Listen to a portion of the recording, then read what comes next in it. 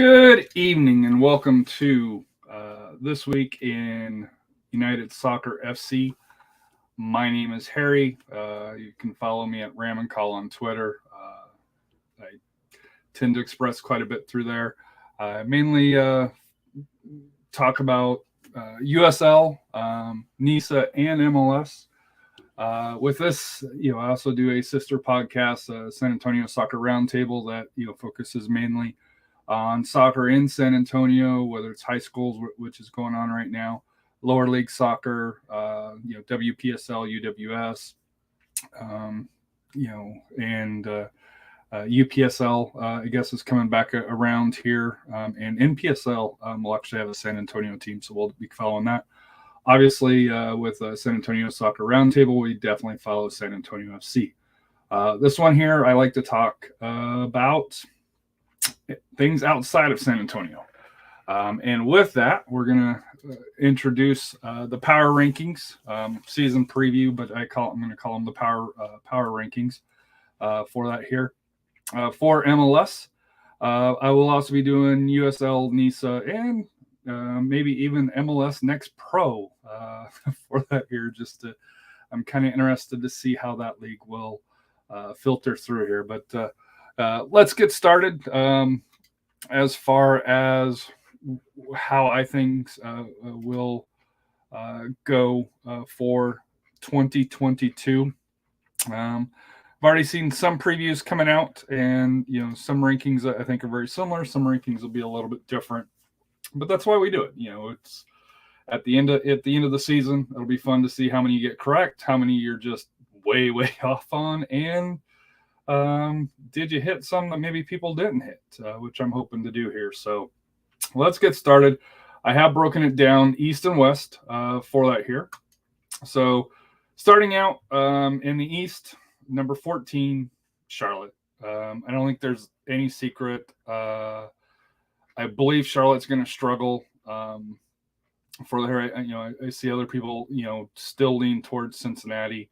And they could, but I just think, when you got the coach saying that the team's going to struggle, and he put it in different words, when you have MLS soccer.com saying, hey, what's important now is to set an MLS record attendance when they face the Galaxy on March 5th. That's not a good sign. Last year when Austin FC came in, there was the talk about attendance. Obviously they had their own stadium, so they weren't going to set the attendance record, but it was more about the play on the pitch. You don't, with Charlotte, you hear about, the struggle selling tickets with the NFL style, through here. So Charlotte, and like I said, I'm already on record saying, on Twitter that I do think that Charlotte will be the wooden spoon winner. Chicago Fire, I got it 13. Just not a fan of the team at this point here. I know they brought in a couple of names here, for that here. I just got to see it. How many times have we seen Chicago bring in players that a little bit older, which Shaqiri is, and it just doesn't work out. So, I got them 13. Last year they had 34 points, for that here. Moving on to number 12, I have CF Montreal, 46. This team with Montreal, I just don't see what the attractive thing is about Montreal. And there's some that have them very highly rated because they have brought in Alistair Johnson from Nashville. They 46 points, they were on close to the playoffs last year. I just don't see it. For me, and this is one of my swings. Will it be a miss or not? We'll find out here. Inter Miami, 41 points at 11. Just they've turned over their entire roster. They've loaned people out to be able to get into roster requirements. uh, what can you say about Inter Miami? It's everything. Nothing has gone smooth for them. It's been a battle, from getting onto the pitch, from stadiums, which now they're playing in, and I call them outer Miami, just because they play in Fort Lauderdale at the home of the old Strikers. So they tore it down and rebuilt, the stadium that they have there. I just think Inter Miami's going to struggle. My probably hit, another swing here on the positive side, out east is FC Cincinnati. They've won the Wooden Spoon for 3 years in a row. It's they had 20 points last year. On paper, you kind of question, hey, have they improved really? But at some point,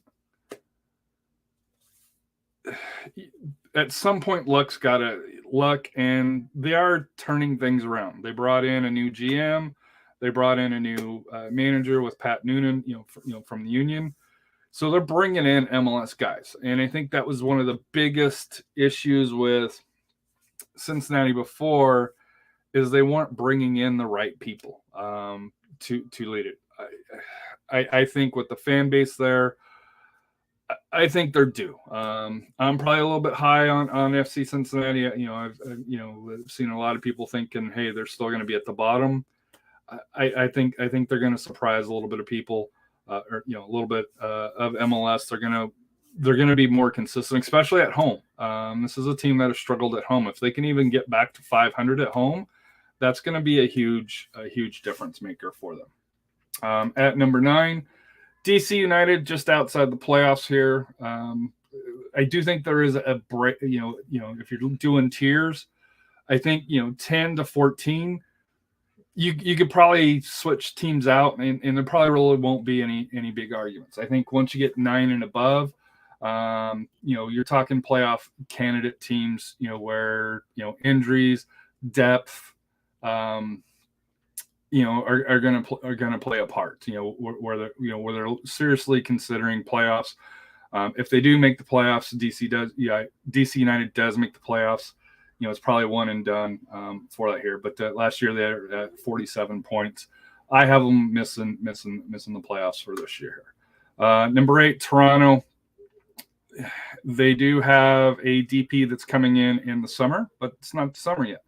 So they're going to play half the year without their new star. They did bring in Carlos Salcedo. They do have Bob Bradley, but they struggled a lot last year. There's been a lot of turnover. I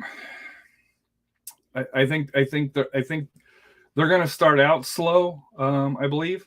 But I do think that come second half of the year, you're going to see them kind of start to put results on. I just don't know if they can make up that much ground, and I think they're going to be just out of the playoff spots. So number 7, Columbus Crew. What can you say about them? 2020 they won the MLS Cup. Last year they fell all the way out of the MLS playoffs, and you got to wonder what direction this team is going to go. Caleb Porter's still there. This will be a pivotal year. I think Columbus is one of those 50-50 squads where you could see them, kind of, possibly returning to being, one of the more, top 4, top 5 clubs in the East, or they could fall, for that here. I got them kind of middle of the road, right in the middle of a 14 team, conference here. So I think that they squeak in, but, a middle of the road team, I don't have a lot of confidence in, and it'll be interesting to kind of see how their season gets started. Number 6, and the Red Bulls kind of fall in this category as well here, where you kind of wonder what you're getting for that here. They're 48 points. I think for me, it's still Red Bulls. They still have a solid system. and they haven't missed the playoffs since 09 for that here. So they're a team that gets the results. Now, I don't think they're going to go anywhere if they do make the playoffs, for that here, and they've got some players that need to step up. They brought in Lewis Morgan from Inter Miami.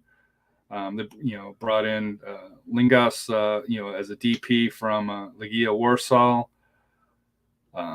They had the Caden Clark MLS fiasco of, to get him where, they had to pay a whole bunch of money because they loaned him over to RB Leipzig and to bring him back. So there's a lot of things that need to happen for the Red Bulls. Orlando City, I got as number 5 in the East for that here. Gone is Daryl Dickey. He was transferred out. They've had some cash that's kind of opened up. They brought in a winger, Torres, as a DP from Uruguay. They also brought in another Uruguayan U22 midfielder, Cesar Haru, and I'm sorry if I mispronounced that. So I think Orlando City will be good. I see them as a solid playoff team here, but I don't see them as one that's going to be contending, for the top. At 4, I got Atlanta United. Atlanta United last year underperformed. The question is was it coaching, or is it something? Was it something bigger? I think with the healthy Joseph Martinez coming back, if Luis Aro can can step in and provide some excitement for the Atlanta fan base. To me, I just like I said, I just think last year was kind of an odd year for Atlanta United. I do think that they come back solid for that here. It wouldn't shock me if they make a run to the deep in the playoffs. I think they're solidly in the playoffs. Now the question is how far can they go? And let's be honest with you, Atlanta United is one of those flagship fan bases here where they want to run deep in the playoffs, and I'm not quite sure they're ready for that as of yet. Number 3, New England Revolution. They ran away with the Supporters Cup last year's or Supporters Shield, pardon me. 73 points. I think everything broke right for them last year. Winning the Supporters Shield, but they're going to be losing their starting goalkeeper. Matt Turner is going to be going over to Europe. They did bring in Josie Altidore, Sebastian Lletget. I just, and it's the same team as last year, but this team caught a lot of breaks, and they were better than what everybody thought. To me, there's a 3-horse race, for the East. For me, just how MLS is. You can be great one year, and then the next year you're going to struggle. So I've got them through there. Number 2, I got the Union, Philadelphia. They finished second last year. Solid team, great youngsters, talented that are only getting better.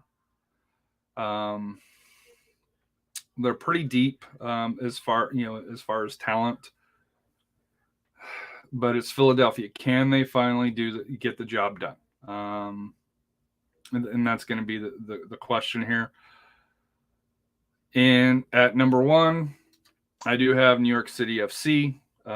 They won the cup, so I typically will, unless they have a lot of changes for that here, typically will still try to slot, whoever wins the league at the number one slot for that here. And of course, we'll be adjusting these as the season goes, as it kicks off here.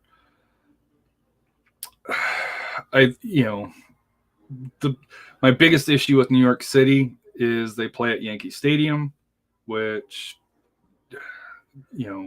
is just horrible. MLS shouldn't have allowed them in without having a proper stadium, but they did. I think that they do have the talent. They brought back Maxi Morales. They have Taddy Castellanos. For that here, which will be there. Which will be with New York City. Possibly for the full season. Possibly may move out. He may be a summer candidate that transfers out. But starting out, they are my number one team. I will say this: if Nashville was still in the East, they would be a serious contender for that number one slot for that here. But New York City, it is. Excuse me. Moving out west, and I know being in San Antonio, I have a complicated relationship with Austin FC. We'll say here. I respect Los Verdes, Austin Anthem, the fans. But I just don't see it, and I know a lot of Austin FC fans are talking playoffs.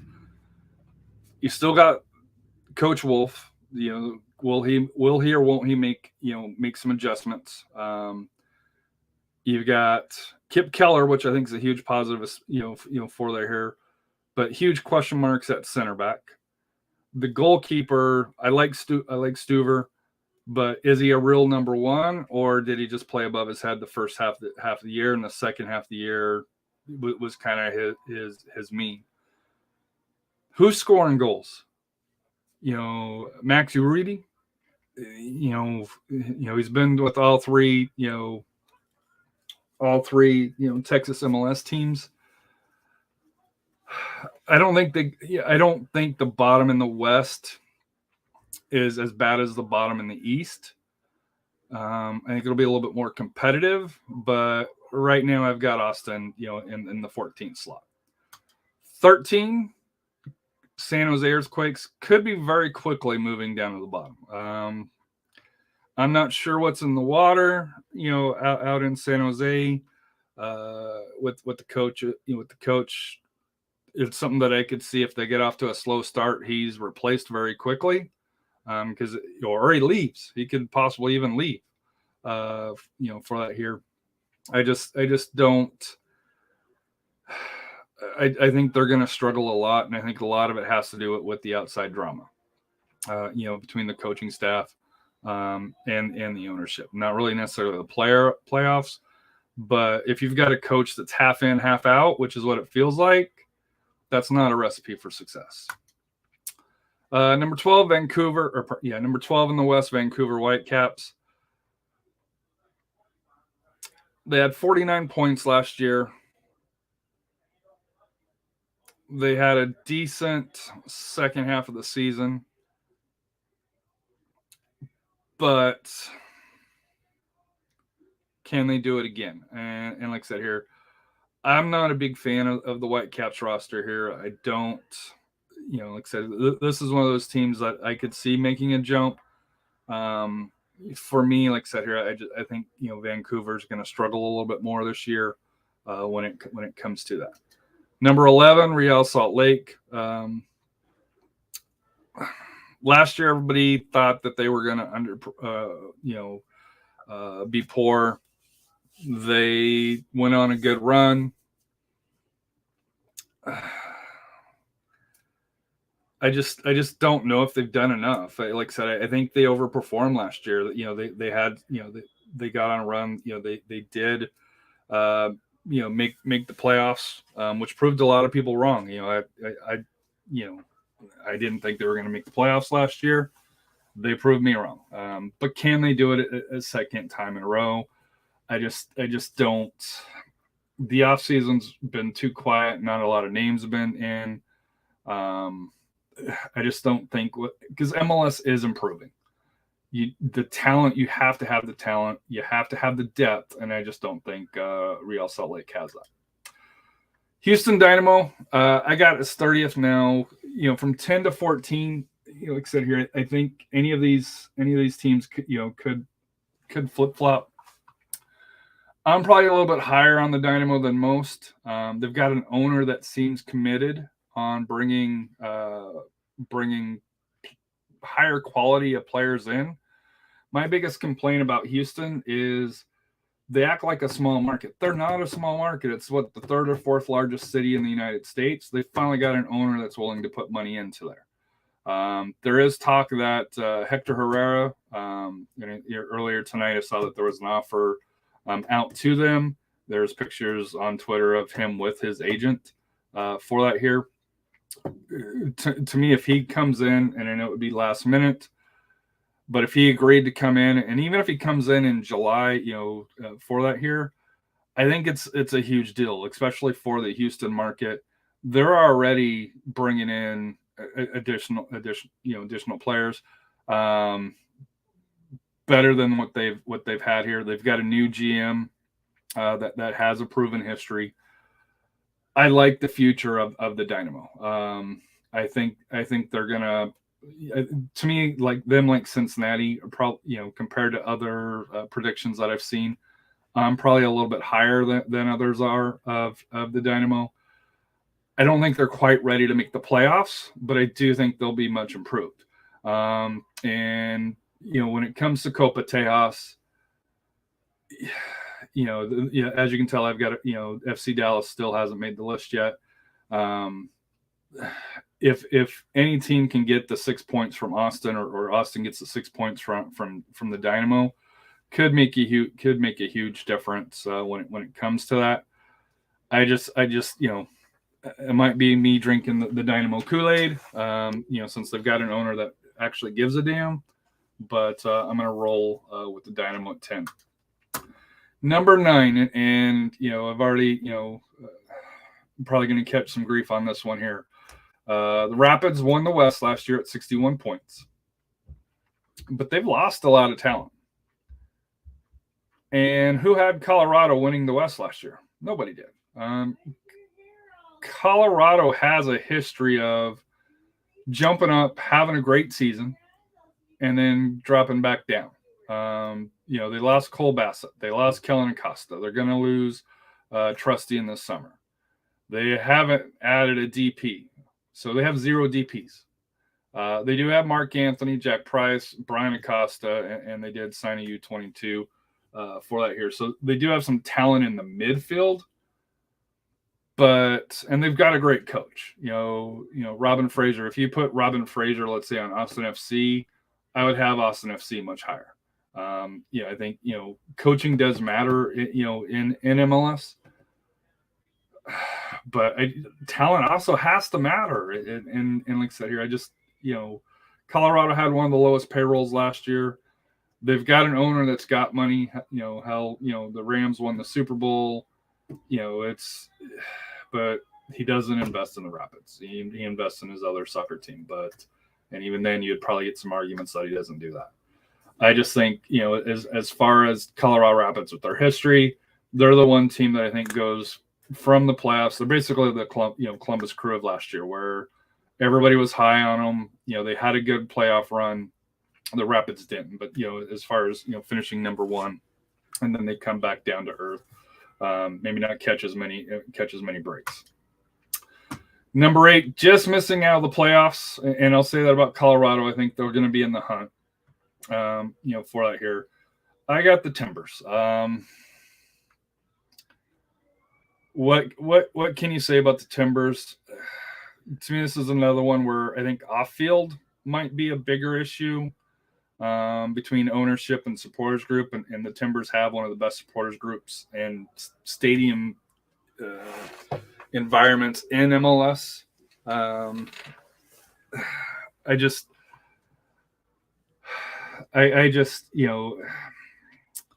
Portland and Colorado are my 2 swings down in the West here, because it happens. I just think, I think they're going to be in the race for a playoff spot. Could they sneak in? Sure. And I think 8th and 9th is probably the bottom for the Rapids and Timbers. I just, and I love their coach, Gio Savarese, but for me, I've got them missing out just by a hair. Speaking of getting in by a hair, that would be FC Dallas. They're a team that going into last year, everybody thought that they were a playoff team. When you look at their history, generally they make the playoffs. They don't have that many poor years in a row. They don't draw. So unlike Portland, where they have a great stadium environment, Dallas is probably one of the worst when it comes to that. However, they sold Pepe and they brought in Argentine forward Alan Velasco. They brought in Paul Oriella. Jesus Ferreira is going to be the fill-in for Pepe. They have a new coach, Nico Estevez. I just think for FC Dallas, they were a better team than what the record was. I have them slipping into the playoffs. Could they, could they just miss out 7, 8, 9? I think you got those 3 teams kind of fighting for that one spot. I don't think 10 through 14 really, in my opinion, that don't really have that much of a chance at the playoffs. But 7, 8, 9, in the West, you could flip a quarter, roll a dice. Who knows how those 3 are going to turn out. Number 6, Minnesota United.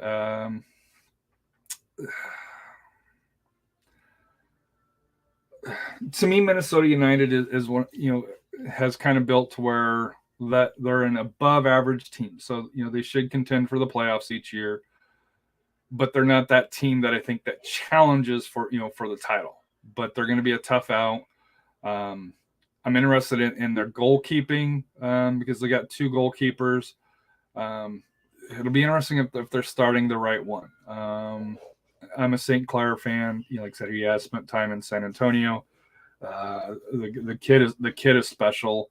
Him starting on the bench again, starting on the bench this year. I just wonder how that's going to work out. To me, I wonder if they would have been better off moving one out, either for some money or trading for a player, for that here. If that would have been a better option for them to give them a little bit more depth. To me, with the Minnesota United, it's about who's scoring goals. For that here. So I think, I just think they're a solid playoff team. I don't think they're special, but I don't see them sliding out of the playoffs. 5th, the Galaxy, 48 points is probably another one I'm probably swinging a little bit higher on than most. I just think, with LA, they're with LA, I foresee them being a little bit better than they were last year. They've got a good team. They added Douglas Costa, they added Mark Delgado. I just think the depth on this, they've got a coach, and this is one where if there is a team that's going to drop out of my playoff teams, the Galaxy are the ones that I think that would fall out. As far as that I haven't. Number 4, LAFC. I think last year just they had injuries, but they retooled. People forget that they were highly favored last year. For that here, they've got a new coach. They brought in a lot of talent to go in. So I think LAFC's back. The stadium environment that they bring is one of the tops. LAFC, I'm not sure if they're going to contend for the West because I think there's 2 clear tops. but they're a wild card team to where if any team that can make a huge jump, it is going to be them. Number 3, Sporting Kansas City. They're like Seattle, where they're historically always going to be good. Playing in Kansas City is one of the toughest environments. They've got talent, they've got coaching. If they can avoid injuries, they can contend. But I see them being 3-4 along those lines here for that here. But there is a gap. I think I have Seattle Sounders, coming in second. But it's gonna be a battle between them and Nashville, who obviously I have as the number one, in my preseason power rankings. They get Jordan Morris back for a full year. Just what can you say about Seattle? They're a class organization. They're building a class facility, or they're off of a Boeing old Boeing complex here. I think Seattle. I think Seattle's just going to be a class, but it's going to come down between them and Nashville. I think those are the top 2 contenders, in the West here. So number 1, obviously, I have is Nashville. They move over from the East to the West for that here, so there's going to be a little bit more travel. What can you say about Nashville? They're the anti-Cincinnati, which I didn't. When Cincinnati came in first, then Nashville came in. I thought Nashville was going to be the one that would struggle because they're not a flashy. They're not a flashy team. How they're built, but they get results. And I believe they're going to be opening up their new stadium this year. For that, if my memory is correct on that, I just think that they're a tough out. They are a team that I think that is set up for the regular season, and more importantly, I can see them going deep in in the playoffs this year. So. There we have it. Please like and subscribe for that here. If you want to reach out to me on social media, please do. Like I said here, I always enjoy the debates. I enjoy the clubs of MLS here, not necessarily the league, because I don't, there's a very complicated relationship, as I mentioned, but. Hope everybody has a wonderful evening, good weekend, and we'll see you next week with the week 1 power rankings. With some games played, see who goes up, who goes down, and are there going to be any surprises? Thank you, and hope everybody have a wonderful evening.